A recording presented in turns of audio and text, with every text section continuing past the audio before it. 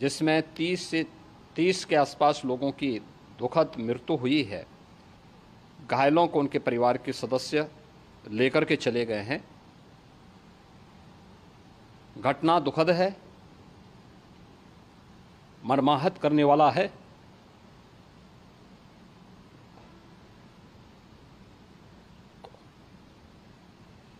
उन सभी परिजनों के प्रति हमारी पूरी संवेदना है। हम लोग रात्रि से ही लगातार प्रशासन के संपर्क में हैं। मेला प्राधिकरण,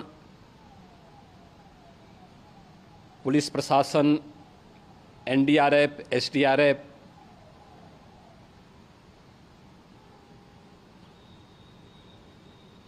और भी अन्य जितने भी व्यवस्थाएं हो सकती थी उन सबको वहां पर तैनात किया गया है। শেষ পর্যন্ত আমরা যেটার অপেক্ষায় ছিলাম যে কখন উত্তরপ্রদেশের মহাকুম্ভের এই মর্মান্তিক এবং দুঃখজনক ঘটনার সম্পর্কে উত্তরপ্রদেশের সরকারের কাছ থেকে আমরা কখন কিছু জানতে পারবো। তো ফাইনালি 12 মিনিটের বক্তব্যে যোগী আদিত্যনাথ জানিয়েছেন যে কিভাবে ওই ক্রাউডকে, 8 কোটি লোকের সমাবেশকে, ভিড়কে কিভাবে 45 মিনিটের মধ্যে কন্ট্রোল করা হয়েছে, সরকার কি কি অ্যাকশন নিয়েছে এবং নেক্সট কি কি স্টেপ হতে পারে, এই পুরো বিষয় যোগী আদিত্যনাথ জানিয়েছেন। কিন্তু জানাতে জানাতে একটু ইমোশনাল হয়ে গেলেন, তার ইমোশন মানুষের সামনে চলে এলো। সমস্ত খবরের ডিটেলসে যাওয়ার আগে নমস্কার, আমি অদ্বিতীয়া রয়। আজকে আবার চলে এসেছি আমার ছোট্ট ইউটিউব চ্যানেল সঙ্গে অদ্বিতীয়ায়।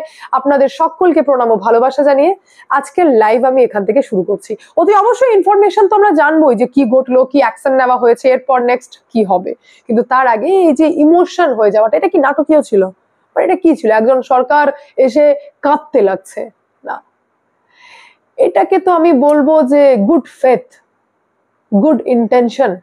কারণ একজন সরকারের বক্তব্যের মধ্য দিয়ে আমি ফিল করতে পারলাম যে না কোনো মুখ্য সচিব পাশে, না কোনো স্বাস্থ্য সচিব পাশে যাকে বললেন যে ভাই এইবার তুমি বলো, ভাই এইবার তুমি বলো, না, তিনি নিজের মুখে 12 মিনিট কথা বললেন এবং যখন মৃতের সংখ্যা বলতে লাগলেন তো ইমোশন হয়ে গেলেন। আমি ছোট্ট করে একটু কথা আপনাদেরকে বলতে চাই, যেটা হচ্ছে যে ইমোশনটা কেন এলো বলে আমি মনে করে থাকি এই কারণেই, কারণ হিস্ট্রি বলছে যে যখন তিনি এত বড় মহাকুম্ভ অ্যারেঞ্জ করেছিলেন এবং এই মেলাকে তিনি অ্যারেঞ্জ করেছিলেন, তো সিএম হওয়ার আগে না তিনি একজন সন্ন্যাসী।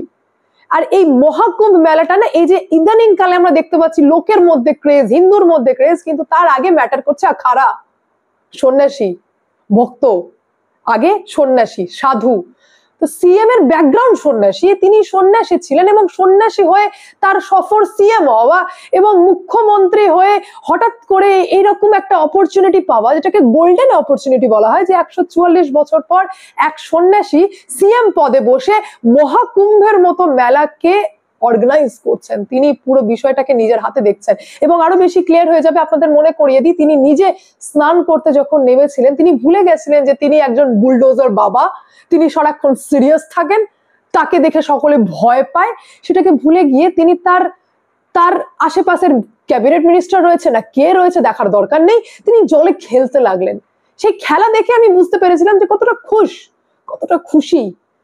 সেই রকম জায়গায় দাঁড়িয়ে এরকম একটা মর্মান্তিক ঘটনা হয়ে যাবে, এটা অত্যন্ত দুঃখজনক। এবং তার ইন্টেনশন এই প্রেস কনফারেন্সে আমরা বুঝতে পারলাম যে এটা ভাই নাটকীয় হতে পারে না। আর যাই হোক, হ্যাঁ, কোয়েশ্চেন উঠবে, প্রশ্ন উঠছে, যেখানে নিজে যোগী আদিত্যনাথ জানিয়েছেন যে রণনীতি আমাদের তৈরি ছিল, কারণ এই যে মহাকুম্ভ যেখানে কোটি কোটি লোক আসতে পারে এবং পার্টিকুলারলি যে 28 তারিখ এবং 29 তারিখ উল্লেখ করা হচ্ছে জানুয়ারি মাসের, যেটাকে মৌনী অমাবস্যা বলা হচ্ছে, যেখানে অমৃত স্নান হয়ে থাকে, তো সেই টাইমে এক্সপেক্টেড ছিল 8 থেকে 10 কোটি লোক আসবে, যেখানে সিএম নিজে বলছেন যে 8 কোটি লোক উপস্থিত ছিলেন। এবং আপনারা ভগবানকে ধন্যবাদ জানান যে হিস্ট্রি লিখতে লিখতে আমরা বেঁচে গেলাম, একটা ইতিহাস লেখা হয়েছে। তো 8 কোটি লোক এক জায়গায় সেখানে পদপৃষ্ট হওয়া স্টার্ট হয়েছে, মানে মৃতের সংখ্যা বাড়া স্বাভাবিক, বাড়া মানে ক্রেজ, ইতিহাস লেখা হতো।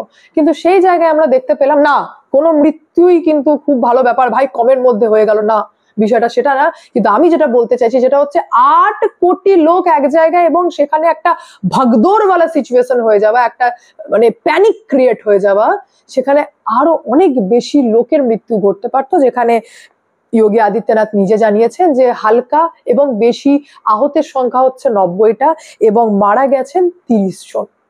হালকার ওপর দিয়ে একটা বড় সড়ো দুর্ঘটনার হাত থেকে আমরা বেঁচে গেলাম। হালকার ওপর দিয়ে তো মৃত্যু, তো আমি আবারও বলছি যে মৃত্যু ভয়ঙ্কর, কিন্তু ইতিহাস লেখা হয়ে যেতে পারতো।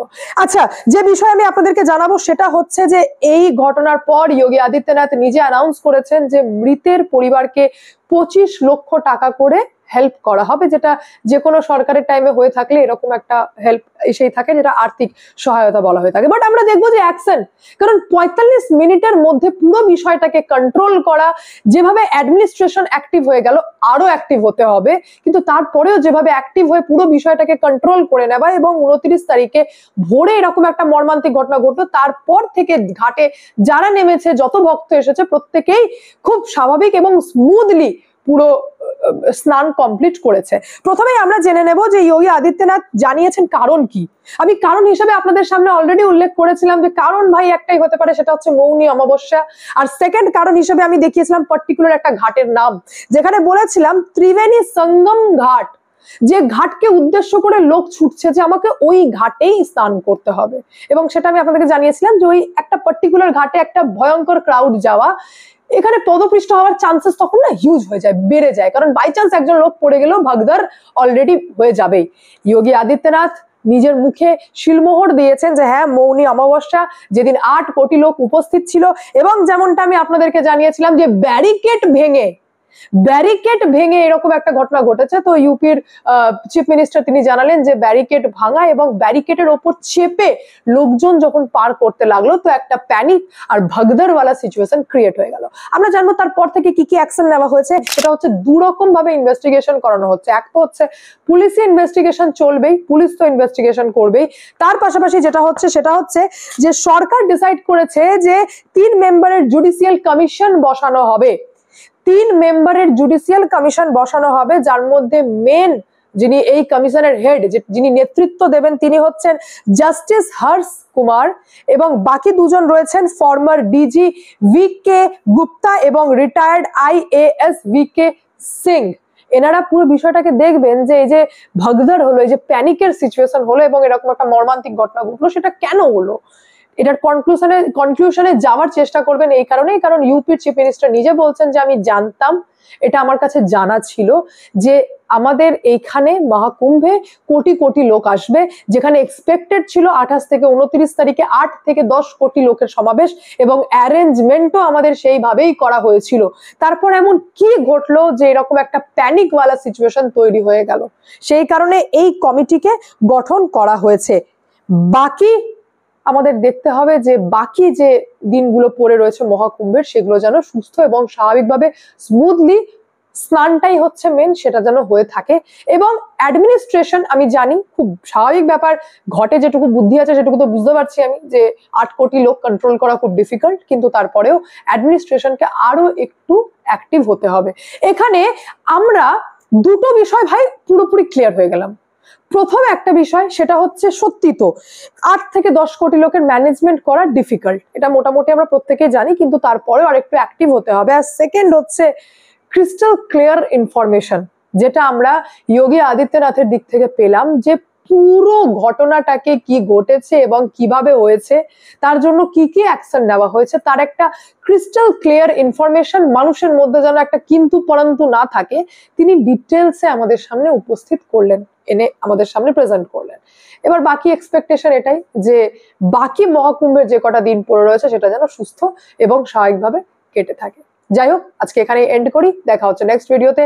ভালো থাকবেন, সুস্থ থাকবেন, সঙ্গে অদ্বিতীয়া চ্যানেলকে অতি অবশ্যই সাবস্ক্রাইব করবেন, কারণ যা হবে স্পষ্ট হবে।